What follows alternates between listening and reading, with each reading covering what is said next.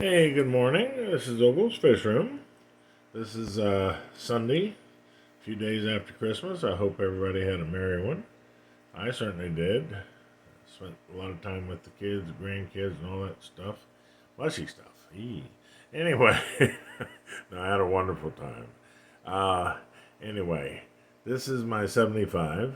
It's got a lot of the same fish that it had in before. As you can see, the cheap rosies that are feeder fish have made themselves used to the tank, and they're no longer in a big group. They're everywhere. I just fed them though, so they're scouting the tank for food. Anyway, there's one of my angel fish there, moving to the left in the light. I don't know if you can see, but there is a lot of structure here. I've moved the lights to the back, so the wood in front is kind of a silhouette. But there's a lot of wood, a lot of structure. I'm going to go in a little closer and show some of the. These are a lot of the loaches. Got some coolie loaches swirling around down there, and these are leopard loaches. There's, I forgot what he's called, some kind of loach. Anyway, off to the right, I've got a very large bumblebee catfish down there somewhere. He scoots around the bottom rather quickly. Anyway, that's them. Now there's a red tail loach somewhere in there. Just a wide variety of other things. Siamese algae eaters, the angels, a few white skirt tetras, a few black skirt tetras, just kind of a combination of things. Okay, I'm going to back off. That's the 75, as I said. We're moving to the right here. This is the end of the 10 gallon. Why I said 7, I don't know. Anyway, the this is the betta that's in here. He is very pretty, blue and red. That's his tank. Pretty much only other things in there is a lot of ghost shrimp for cleanup crew. You have one of the huge nearite snails over on the left side there. There are 4 fairly smallish. They're growing, but they're fairly small right now. Don't see them at the moment, but they're white. 4 albino cory cats. That's the bubbles from one of my outside filters there. Very heavily planted. I was trying to show you down the side, but it's kind of hard to see there. I ran out of room in my fish room here, so this one had to kind of point toward the wall in the back, so you're just looking at the end of a 10-gallon. Anyway, that is it. I find it very attractive. I like what I did with the rocks. It's got several pieces of, started to say wormwood, darn it, spiderwood in the back there. I don't know if you can see much of that, but there you go. You can see a little bit there. Kind of escaped from front to back like that. Anyway, this is one of the my row of I think they're called tetrafin column tanks. I know it's hard to see. That is actually 20 inches high.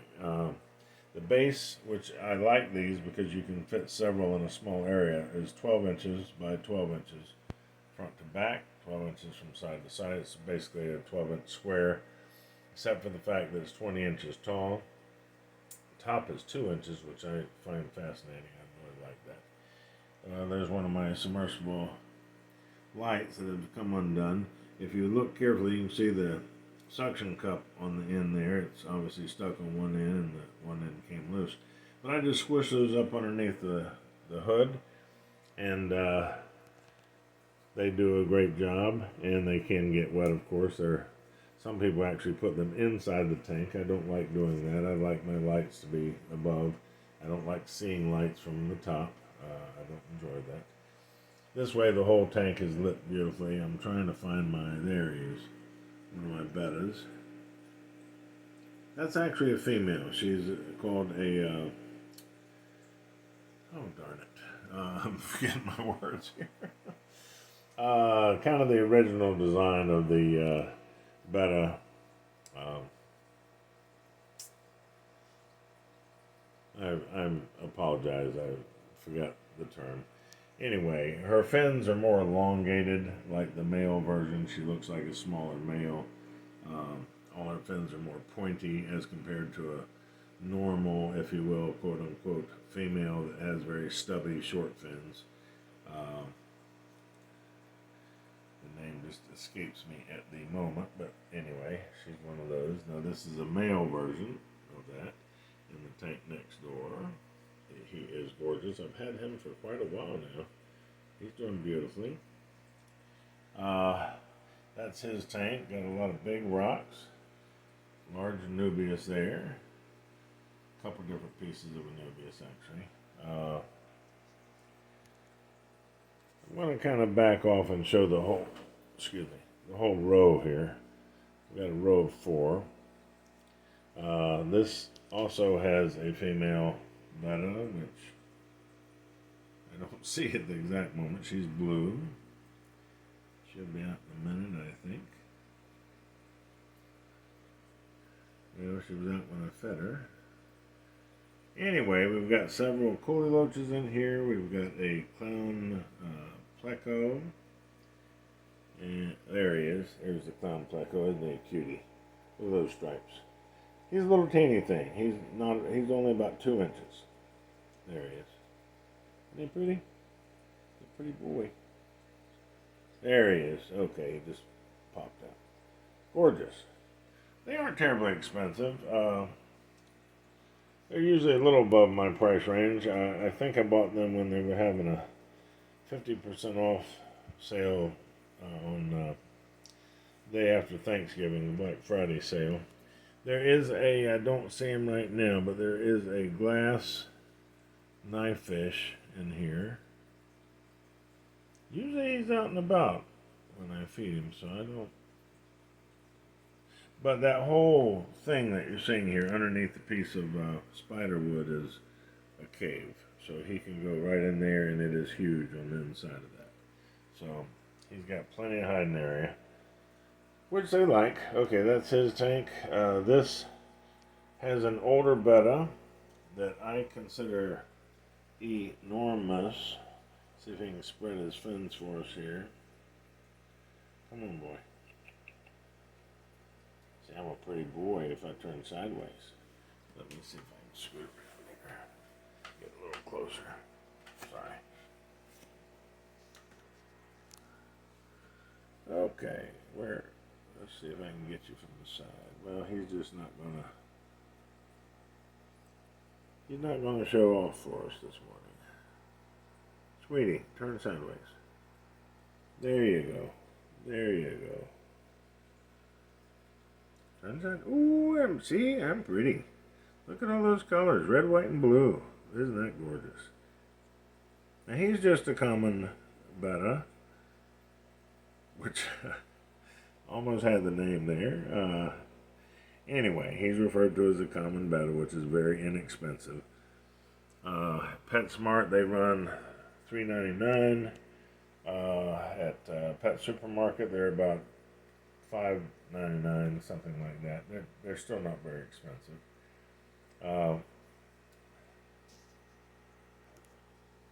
Okay, let me give a little close up here. I got cave over here. That kind of drops down, has my sponge filter in the back.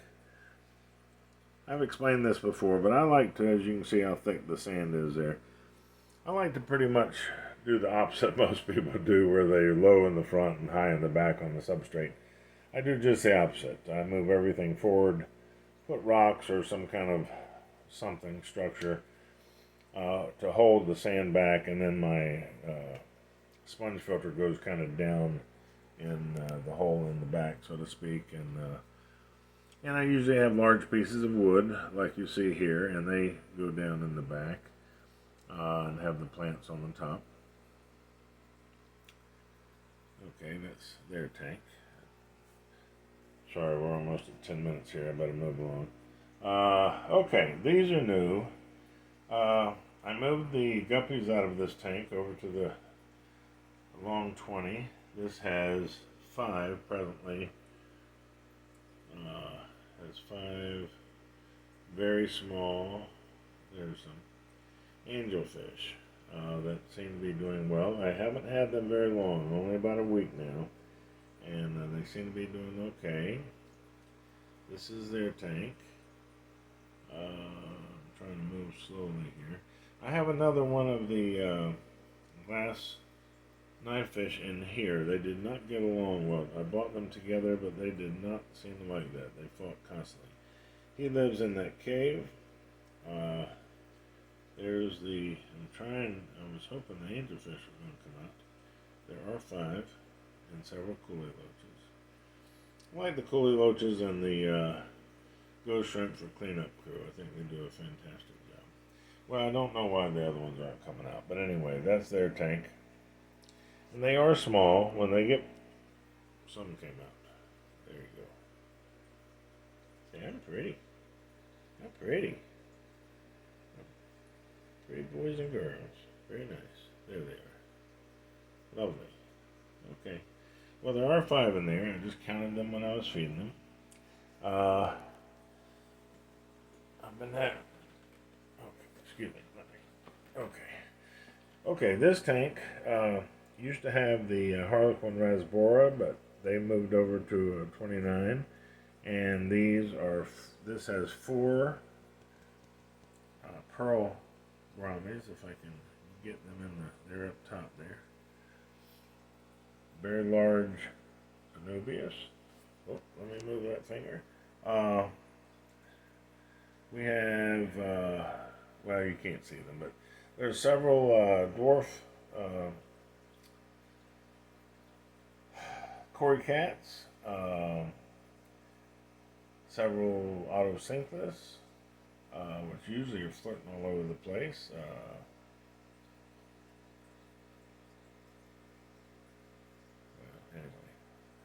And I don't see him either, a very small albino bristlenose.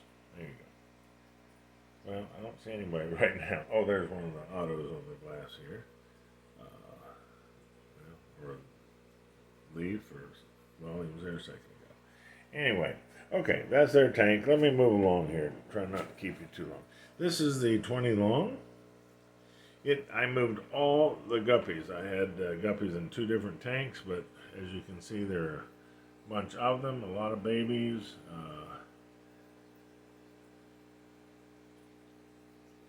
I have a few albino Cory cats right there. I have a couple coolie loaches. I have some weird catfish that I don't see right now, and a couple flagfish. There's one of them right here. These are actually considered Florida flagfish. They can be colorful when you get up close, but they don't grow any bigger than that. You can get those out of creeks and stuff. I, of course, bought them at the pet store, but in the old days, when I was young, I just turned 71 in October, so in the old days, I used to go out in ponds and stuff and catch my own fish, which I was a little boy then and enjoyed every minute of that. Now, I just redid this tank. This is a 5-gallon, very thick up front because it's the only place I have plants. Like I said, I move all the sand up front, and then I place the rocks to hold the sand back, and then it goes down to the floor in the back. A lot of caves-ish stuff going on there. And, oh, I did move. Where'd he go? There he is. He was in another community tank getting torn up a little bit. I didn't like his fins got chewed on and stuff.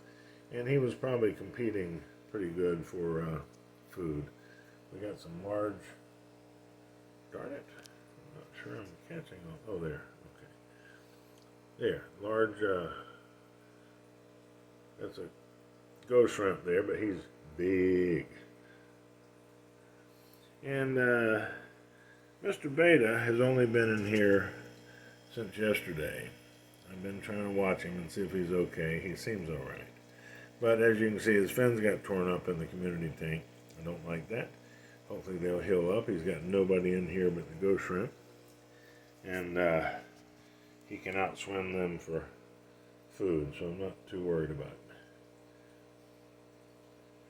it. Anyway, let me back up a touch here. That's their tank. As I said, I just redid this a few days ago. I think it's very pretty. It had 4 skunk loaches in here that I had in different tanks to eat some of the trumpet snails. And then I ended up putting them all in here because they're a pain in the butt and are very mean to everybody. I'll show you where. Well, no, they're back in the. You didn't see them, but they all moved to the 75. Okay, let's move here. We're going to finish with these 2 tanks. Or 3 tanks. Okay, on the bottom we have 3 of the albino cavefish and 2 of the darn it, brain's going haywire this morning. Zebra danios. There you go. Okay, 2 zebra danios in here and 3 albino blind cavefish, and they seem to be doing well in here.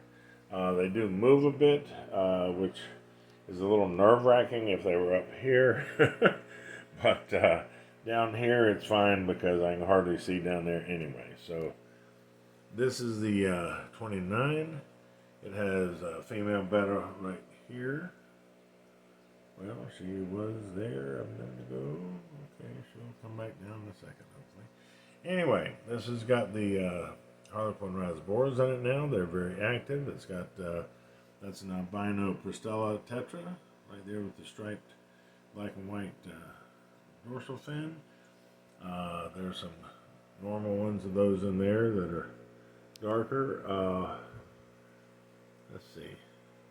Got cory cats, coolie loaches. I built a cave for the betta right there. I think that's pretty. It's got some wood on it and a lot of plants. Okay. I'm going to do a little close up and then we'll move along here.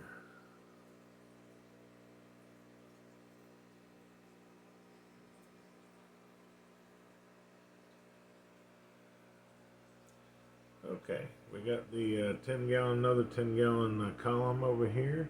It's got pencilfish and amber tetras in it. And I will call it quits on that. You have a wonderful day. Thank you very much, and I wish you a happy new year. Take care of yourselves. This is Ogle's Fish Room signing out. Thanks again. Bye-bye.